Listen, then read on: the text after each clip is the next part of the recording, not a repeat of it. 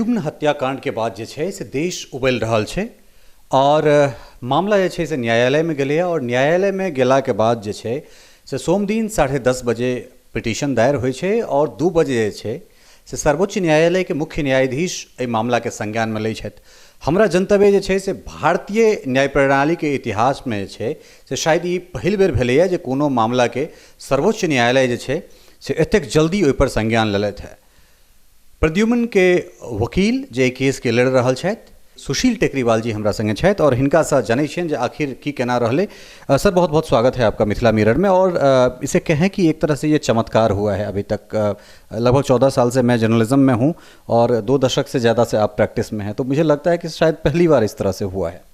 निश्चित रूप से एक ऐतिहासिक क्षण है हम सब के लिए। सुप्रीम कोर्ट ने जिस तरह से हाथों हाथ इस पिटीशन को लिया है और नोटिस जारी किया है और हिंदुस्तान के सभी स्कूलों को लेकर के जो संवेदना व्यक्त की है, और सुप्रीम कोर्ट ने ये भी कहा है कि प्रथम दृष्टया इन मामलों को लेकर के एक विस्तृत सुनवाई की ज़रूरत है, जिसके लिए जो भी अपोजिट पार्टी हैं, रिस्पोंडेंट्स हैं, वो अपना जवाब दाखिल करेंगे और 3 हफ्ते के अंदर जवाब दाखिल करेंगे ताकि समयबद्ध योजनाबद्ध तरीके से इसका निपटारा किया जा सके और बहुत ज़्यादा लंबा ये मामला न चले। और इसके तहत जो सुप्रीम कोर्ट ने पहल की है और हम लोगों ने याचिका लगाई थी, उस याचिका को बड़ी गंभीरता और संवेदना के साथ उस पर नोटिस जारी किया है। इसके लिए हम ये चाहते हैं कि आगे भी एक सकारात्मक निष्कर्ष के रूप में सामने हम इस याचिका को लेकर जाएंगे और उच्चतम न्यायालय से हम प्रार्थना करेंगे कि एक निष्कर्षात्मक प्रार्थना पत्र जो हमने दिया है और जो भी प्लीडिंग्स और प्रेयर्स हमने ली है उसका एडजुडिकेशन एक सार्थक रूप में करें।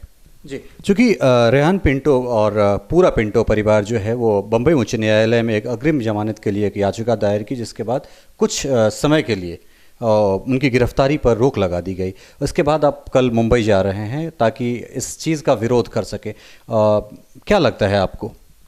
देखिए, जिस तरीके से शिक्षा का व्यवसायीकरण किया जा रहा है, मुनाफाखोरी, भ्रष्टाखोरी, भ्रष्टाचारिता, ये सब चीज़ें इतनी जड़ें तक समा चुकी हैं स्कूल प्रबंधन के क्षेत्र में और शिक्षा को क्षेत्र में लेकर के, ये काफ़ी दुर्भाग्यपूर्ण है। और इस तरह की घटना जो हुई है ये केवल और केवल बिना टॉप प्रबंधन के, मिलीभगत के, साजिश के, नकारात्मक और लापरवाही के नहीं हो सकती। तो निश्चित रूप से टॉप प्रबंधन इसके लिए जिम्मेवार है। वो अगर किसी भी इस तरह की अग्रिम जमानत याचिका को दाखिल करता है तो हम उसका पुरजोर विरोध करेंगे और हम यही प्रार्थना करेंगे न्यायालय से कि उसको जमानत नहीं दी जानी चाहिए। एक बात मैं आपको और साफ कर दूं कि अगर लाभांश के हिस्से में अगर प्रबंधन जिम्मेवार है तो इस तरह की घटनाओं के लिए वो जिम्मेवार क्यों नहीं हो सकता और क्यों वो अपनी जिम्मेवारी से बचना चाहता है? ये बहुत एक मौलिक सवाल है, जो मौलिक सवाल हम उठाएंगे और न्यायपालिका के पास दरवाजा खटखटाएंगे और न्यायालय से हम अनुरोध करेंगे, प्रार्थना करेंगे कि कानून जो है वो अपना काम करे। जी, लगातार सर आप भी इस मुद्दे को बहुत ही क्लोजली जो है बहुत करीब से देख रहे हैं। हम लोग भी लगातार इस मुद्दे पर बने हुए हैं। लगातार रेहान खासकर इस स्कूल के जितने अभिभावक लोग हैं सभी इकट्ठे हैं, लेकिन उसके बाद जो है हरियाणा के शिक्षा मंत्री रामविलास शर्मा का एक बयान आता है कि हमारी जो गवर्निंग बॉडी की एक मीटिंग थी उसमें इस तरह की बात चली थी कि क्यों ना इस स्कूल का लाइसेंस या मान्यता जो है वो रद्द कर दिया जाए। लेकिन जो अभिभावक लोग हैं उनका ये कहना है कि 1400 बच्चे आखिर कहाँ जाएंगे। एक सूबे के शिक्षा मंत्री का ये बयान कि हम 1400 जो बच्चे हैं उनको कहाँ पढ़ाएंगे, कितना संवेदनहीन बयान समझते हैं आप इस ऐसे बयान को? देखिए, व्यवस्था तंत्र की बेशर्मी से हम सभी वाकिफ़ हैं।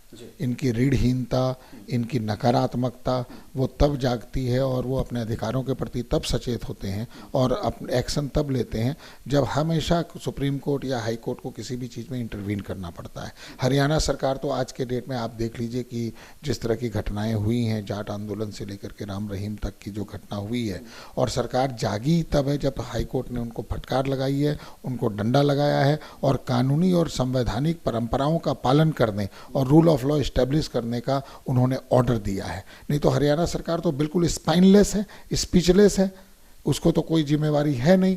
तो रिस्पॉन्सिबिलिटी और अकाउंटेबिलिटी आज किसी के ऊपर तय होगी, ये निर्धारित तो करना बहुत ज़रूरी है। और प्रथम दृष्टया अगर आपको लगता है कि वाइकेरियस लायबिलिटी उस टॉप प्रबंधन पर फिक्स की जानी चाहिए तो निश्चित रूप से की जानी चाहिए। इसमें कोई भी किसी भी तरह की कोई विलंब और कोई देरी नहीं होनी चाहिए। और मैं स्पष्ट कर दूं कि इस तरह की संवेदनहीनता और इस तरह की रीढ़हीनता के द्वारा दिया गया बयान किसी भी व्यवस्था तंत्र के अधिकारी और किसी भी व्यवस्था तंत्र के मंत्री के द्वारा बहुत ही शर्मनाक है, अशोभनीय है। सर, एक अंतिम सवाल मैं आपसे करना चाहूँगा, चूँकि स्कूल प्रबंधन जो है, स्कूल प्रबंधन में अभी तक अभिभावकों की हस्तक्षेप जो है या उनकी पहुँच बहुत अधिक नहीं है। एक ये, दूसरी बात कि जब हम आपके भी बच्चे स्कूल में जाते हैं, हमारे भी बच्चे, मतलब मेरे भी बच्चे जो है मतलब हम सभी के बच्चे हैं स्कूल में, लेकिन इस तरह के जो गोरख धंधा वाले स्कूल हैं, जब हम यहाँ जाते हैं तो एक मैनेजमेंट कोटा जो है वो बहुत बड़ी उगाही हो रही है इस नाम पे। तो क्या इस केस में आप इस बात की चर्च करेंगे, इस चीज़ पर प्रकाश डालेंगे कि इस तरह का जो गोरख धंधा है उसको भी बंद किया जाए? देखिए, हमने जो याचिका डाली है, हम उसमें उन सभी मौलिक और मूलभूत मुद्दों को उठाएंगे। संवैधानिक दायरे के अंदर जो जो घटनाएं हो रही हैं जो नहीं होनी चाहिए, इरेगुलरिटीज़, अनियमितताएं, भ्रष्टाचार, इस जो आपने अभी बात कही है कैपिटेशन को लेकर के, ऐसे कई तरह के मुद्दे हैं, deficiencies, defects, audit, guidelines, commission और ट्रिब्यूनल बने इसके लिए।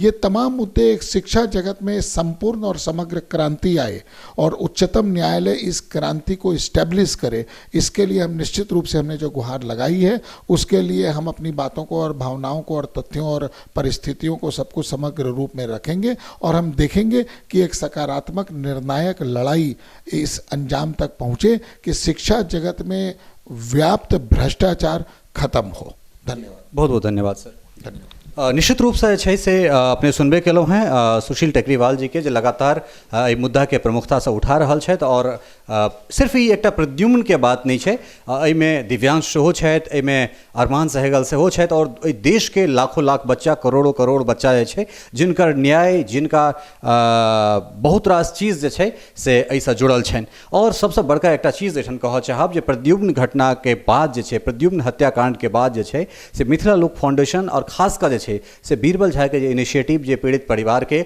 न्याय में जे छै से हमरा सब कोनो तरहक दिक्कत नहीं हुआ देबनि, चाहे वो सुशील टेकरीवाल जी के माध्यम से हो या कमलेश कुमार मिश्र जी के माध्यम से हो, तो निश्चित रूप से मिथिला लोक के एक सराहनीय जे छै से डेग छै और एकर जतेक प्रशंसा कयल जाए ओ कम छै। कैमरा सहयोगी दिगंबर शर्मा के संग हम ललित नारायण झा, मिथिला मिरर, दिल्ली।